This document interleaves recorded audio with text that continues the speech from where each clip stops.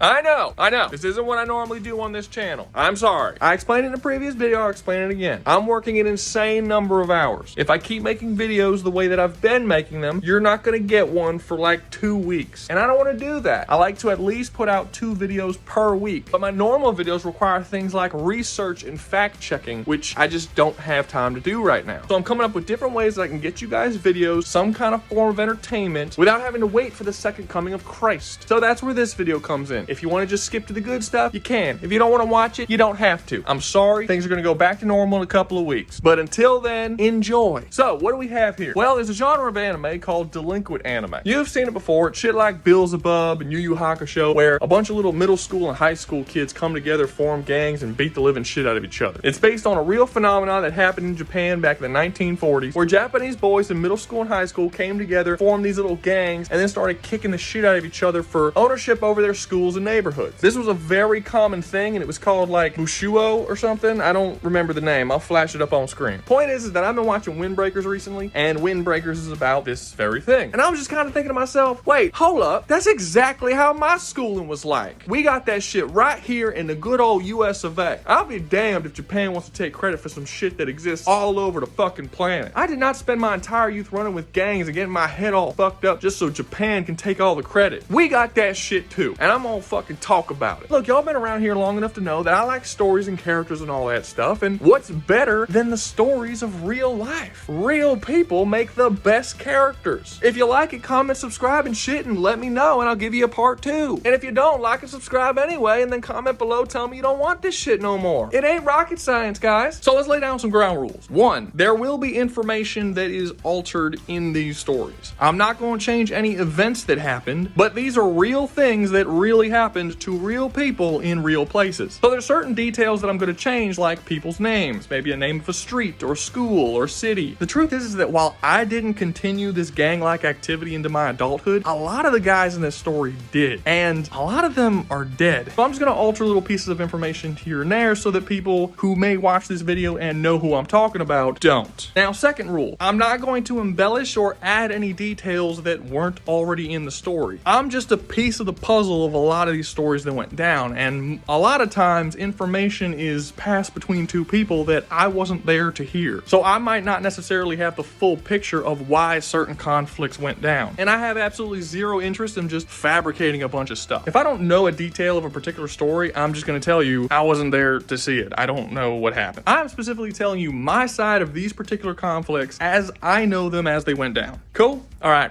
cool. Let's get started. So let's start this story by painting a picture of exactly what the setting is. I know for sure that people are going to watch this video and not believe certain things that I say. It's inevitable. I can't do anything about that. But perhaps if I explain the place where I grew up at, maybe you'll be more inclined to understand exactly why things turn out the way they do. Basically, the stories that I'm about to tell you are only really possible as long as you have 3 specific ingredients. And it just so happens I have exactly that. I was born and raised in southern Louisiana, right outside of New Orleans, and went to school in the 90s. If you know anything about the southern US, that might actually be enough information for you, and we can move on. In case you don't, let me explain. Year after year, the United States ranks the 50 states by which one has the best schools, public school system, and which one has the worst public school system, and consistently, year after year, at the very bottom is either Mississippi or Louisiana. They have been fighting for bottom every single year for as long as I've been alive, and far before I was ever born. New Orleans is a city in southern Louisiana known as the party capital of the country. It's a city filled with a lot of great stuff. Food, amazing parties, great culture, music, all that. But it's also a city completely filled with debauchery. New Orleans, before we were hit by Hurricane Katrina, was consistently the murder capital of the country. And in the 90s, the United States as a whole had a massive spike in violence and crime activity. To this day, the United States considers the 90s as one of the most violent times in our entire nation's history, only really being matched by things like the Civil War and all the crazy mob activity that was happening in the 1970s. So what I'm saying is when I tell these stories that take place in these Louisiana schools, I'm telling a story that takes place in the worst school system in the entire country, in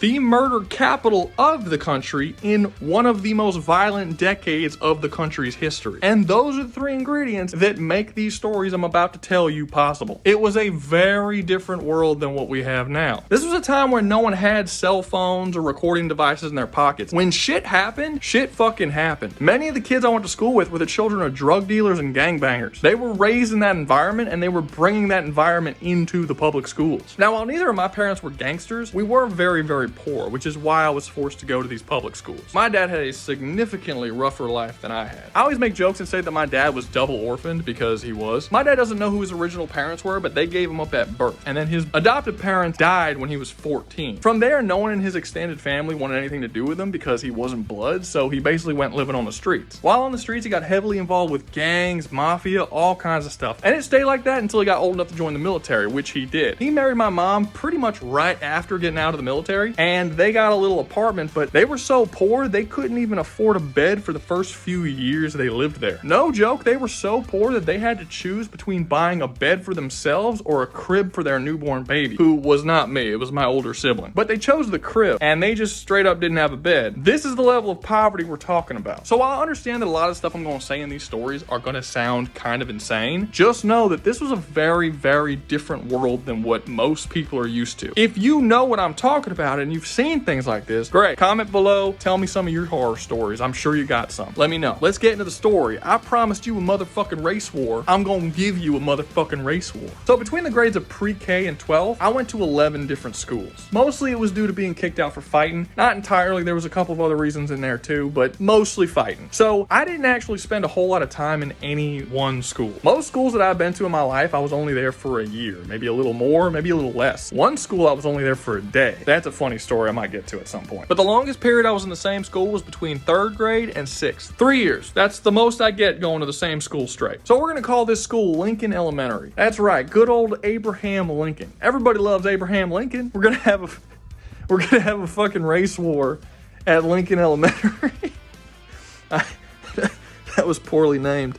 Okay. Anyway, there's a certain pattern that happens anytime you go to a new school, at least in my time at school. Basically, you go there and you start getting fucked with by pretty much every single person that you come into contact with. People really like to test your mettle and just see what it is you're going to do when you first arrive there. For instance, on my first day at Lincoln Elementary, this guy came up to me. I'm not going to give him a cool name because this is the only story he's going to be a part of. Let's just call him Gary. Gary shows up and he starts a bunch of shit when we're waiting in line to get into our next class, just like randomly fucking with me. And this devolves into a fight where I punch him in the face, he falls down, and his head hits the edge of this cabinet, and he starts like bleeding out the back of his head. And he got like rushed to the office. And that was it. That was literally first day of school. And Gary never bothered me again. In fact, we had some relatively pleasant conversations in the future after that. It's just this thing that they did where you go to a place and they want to see if you're going to be a bitch or not. This was consistent in every single school I went to, with the exception of one school, which actually I did not count as part of the 11. During Hurricane Katrina, I went up north and I went to a school in Pennsylvania, and the rules totally changed. I was up there for about 2 or 3 months, and all of the aggression and underlying gang mentality was essentially gone. Shit threw me for a fucking loop. I didn't know what the hell to do. Anyway, I get past the whole Gary situation, and then I run into someone who absolutely deserves a name, and he's gonna get one. We're gonna call him Lefu. If you don't know what Lefu means, look it up. It's quite deserving for this person. Just to give a quick explanation, description, whatever you want to call it, of Lefu, he was a kid I knew between grades 3 and 6, and while I did not know it at the time, looking back on it, there was no doubt in my mind that this was the first ever psychopath that I have met in my life. Lefu was an incredibly cruel, sadistic, and evil 3rd grade child. I am not exaggerating. He was a boy who got genuine joy and glee off of other people's suffering. And I don't mean physical suffering. He genuinely enjoyed breaking people down. Let me give you an example. When I first met Lefu, he moved his seat to sit behind mine so that he could talk to me. We spoke for several weeks, and he seemed like a really cool dude. We were into all the same shit. He was funny, he was charming. I really liked the kid. If you would have asked me at the time, I would have said that genuinely he was my first real friend at this school. One day during lunch, he said he had to go to the bathroom, and he asked me if I would go with him, which I thought was very strange. But he said he wanted to talk to me about something. I said, okay, cool. Yeah, all right, let's go. So we go over there, and when I go into the bathroom, there's 3 guys in the bathroom waiting for me to show show up. They grab me from behind, throw me in a stall, and start beating the living shit out of me. Now, for the first couple seconds, I thought they grabbed both of us. But when I look up, like through these guys who were just pounding down on top of me, I could see Lefu standing up like outside the stall looking in, smiling at me. He tells one of the guys who were beating on me to aim my face towards him so he can see my eyes and my face as these guys are just punching and kicking and beating the shit out of me. Lefu wanted me to see him smiling at me while he was enacting this betrayal. And you see, this is the type of person that Lefu was. He could have gotten me jumped day one if he wanted to. He could have gotten me jumped at any point in those 3 weeks, but he didn't. He waited until he built up a bond and a relationship with me so that when I got jumped, it hurt so much more. Not because of the physical pain, but because of the betrayal of a friend betraying me. This was the beginning of a 4-year rivalry between me and Lefu that eventually led to a massive explosion of emotions and violence that happened towards the end of the first semester of 6th grade, which led to me getting kicked out of school again. But we're not going to jump quite that far ahead, but we will jump to 4th grade, about a year after I got jumped in the bathroom. A lot of stuff happened between there that, again, I'll talk about, but this is one of the more interesting stories. So let's talk about when this vindictive little shit framed me and started a goddamn race war. So fun fact, the city that I live in is about 65% black people. Only like high 20s white people. So white people are the minority in the city that I grew up in. I'm white. So when Lefu one day decided to go around and start telling everybody that he knows that I said a bunch of really fucked up racist shit towards black people, you can see how that would be a problem for me in a school that is mostly black people. Now, I would love to clarify and tell you exactly what it is he said I said, but I never found out. I just know it was really, really bad because it was fucking open season on my ass for 2.5 weeks. And this is where Titus comes in. We're gonna call him Titus. Titus was a very interesting person. He wasn't a good person, let's make clear. Not a good person, but he was definitely an interesting person, and at bare minimum, he was an honorable person. Yeah, go figure, an honorable 12-year-old. So me and Titus got into it a couple of weeks prior because Titus was the leader of like this black gang that was in the school. There was maybe 5 or 6 boys, and he robbed me. He stole money from me, basically. He took it directly out of my hand, and it caused a fight between me and him. We went at it for quite some time before that was actually one of the few fights that got broken up by a teacher because we decided to do it in the middle of gym class, which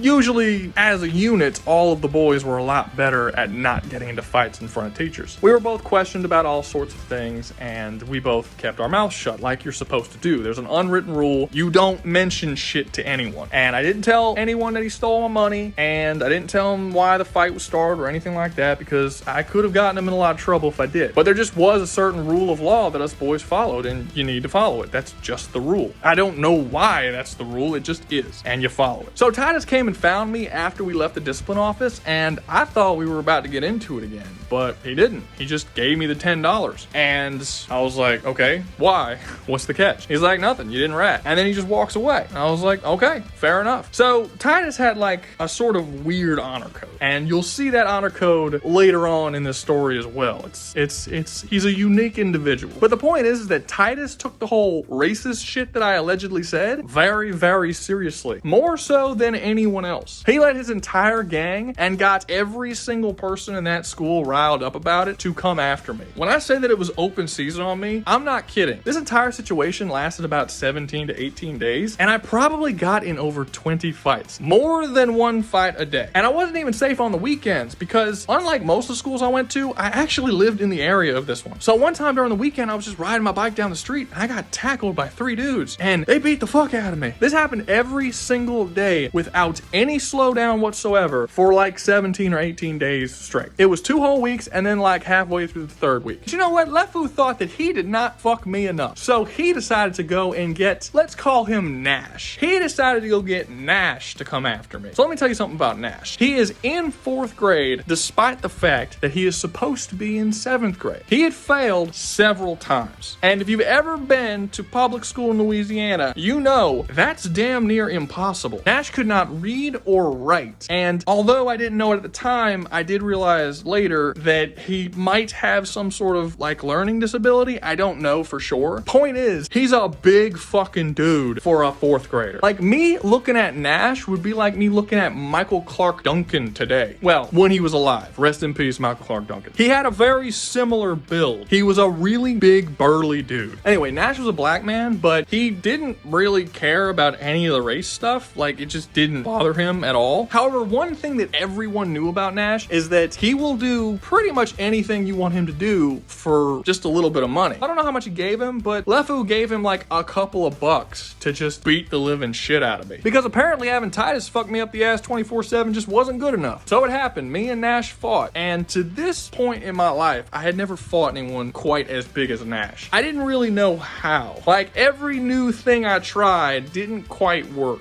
Reaching his face was damn near impossible, and hitting his stomach was like punching a fucking tree trunk. It was a very one-sided fight. Eventually, he just straight up grabbed me and dragged my face along a chain link fence, and there was a broken piece of the chain link fence that actually went into my face. Like, it sliced up the side of my face. I still have scars on the side of my face to this day from this dude scraping my face across the fence. Now, luckily, it didn't go that deep, and if you look at the scars on my face, it really just kind of looks like acne scarring. It doesn't actually look like what it is, which I'm thankful for. But yeah, my fucking face was penetrated by a chain link fence when I was like 12. Point is, I got severely fucked up. And for the next week or so, this continued. Everywhere I would go, whether it would be the bathroom or by the buses at the end of the day, it didn't matter. I was getting my ass beat. And this consisted for the next week or so. Whether it was I was going to the bathroom or just walking out of school at the end of the day because I was in walking distance of my house, so I didn't take a bus. People would just jump me every so often. Sometimes I would win. Most of the time I would lose because I was usually outnumbered. And all the people I knew that were friendly with me just kind of turned their backs because whether black or white, it really didn't matter. Nobody wanted to be associated with the person who was currently under attack by the whole school. The only person who offered to stand by me, who we're gonna call Cruz in this story, I told him not to because he would be just as screwed over as I would. He didn't like it, but he listened. If I were him at the time, I don't think it would have taken me much convincing either. But don't worry too much about Cruz. He's a cool dude, and there's plenty of stories with him. You're gonna really like him, for sure. Anyway, this persisted for, like I said, about 2.5 weeks until it all came to an end by sheer fucking luck.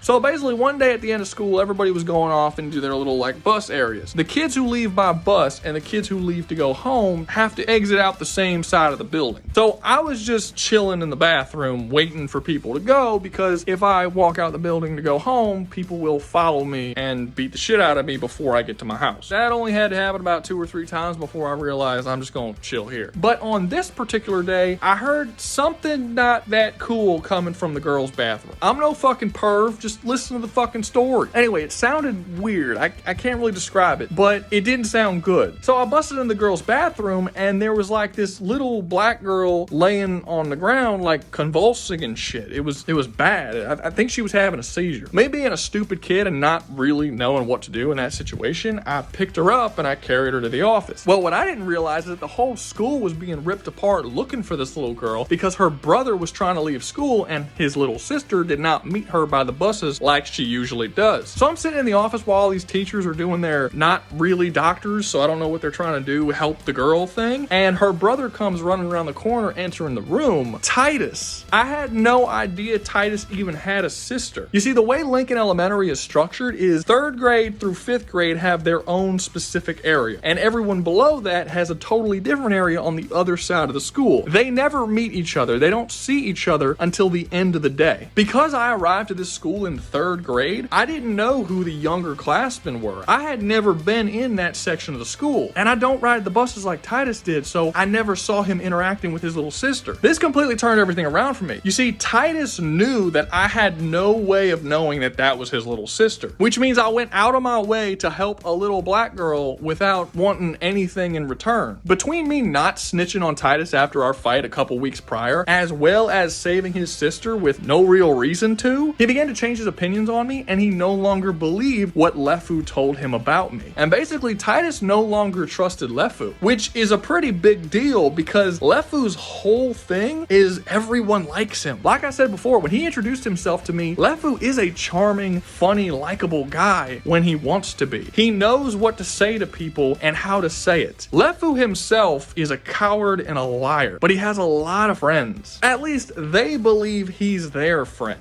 Lefu doesn't actually have legitimate friends. He has people that he uses for his own pleasure. From that point on, Titus called off the manhunt. It was over. It was done with. But Lefu, as usual, wasn't done with his fun. He went back to Nash and hired Nash again to fight me again. And this is where I owe Titus a lot of credit, because if it wasn't for him, this would have continued forever. Titus saw what was happening, and in his weird sort of way, he decided to pay me back. A normal person would have just said, no, Nash, don't fight him. Or, you know, kick Lefu's ass and be done with it. But no, he went up to Lefu and made a very strange and annoying deal. Basically, there would be a fight between me and Nash, but it would not be a jumping like it was last time. It was going to be a face-to-face fight. 1v1, no one else getting involved. If Nash wins, it's open season on my ass. Everybody can fuck with me as much as they want. But if I win, Titus would take his boys and support me and basically say they're on my side for the rest of the year. So basically, I have to beat this guy who's easily 2 or 3 times my size. That was the deal, and everyone accepted it because nobody was going to go up against Titus and all his boys. This fight was going to determine my peace of mind for the rest of the year. Oh man, this was by far one of the most stressful fights I ever had in my life. So time flew by pretty quickly. It was basically just like the rest of the week and then a weekend. And the fight was scheduled that Monday when we came in after school. We were all going to meet up and do it in the same spot where my face got grinded up against the fucking fence.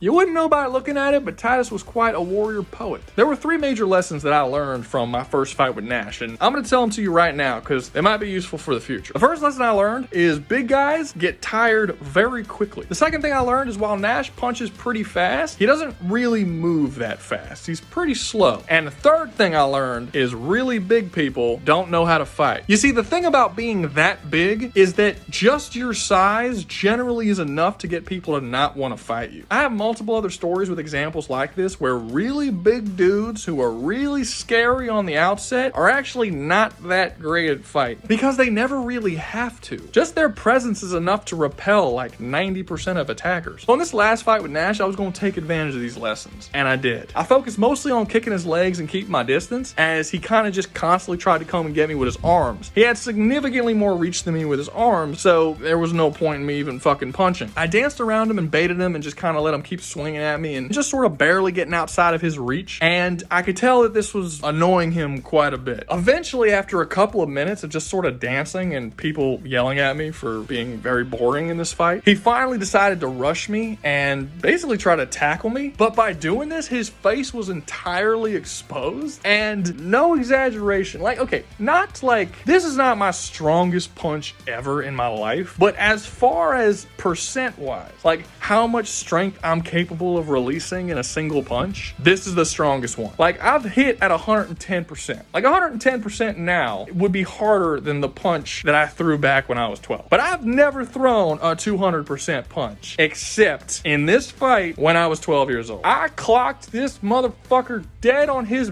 beak as hard as humanly possible, cracked his nose, busted his face open, and he fell like a fucking bag of bricks. It was amazing. I was shaking scared, but I fucking won. The fight was over, the call was made, and I won my fucking peace of mind. Well, you know, for the rest of the year, and it's a real shame this happened towards the end of the year. So it was really only like a month or 2 of peace. But don't you worry one fucking second, because this is far from the last time Lefu showed up and tried to fuck up my life. This was a continuous theme for 4 years straight, and I have plenty more stories to tell. And if you want to hear those stories, make sure to like, subscribe, comment, and share. And I'll be sure to do my best to bring you more in a relatively timely fashion. So I hope you all enjoy the video. Thanks for stopping by, and y'all be safe out there, you hear?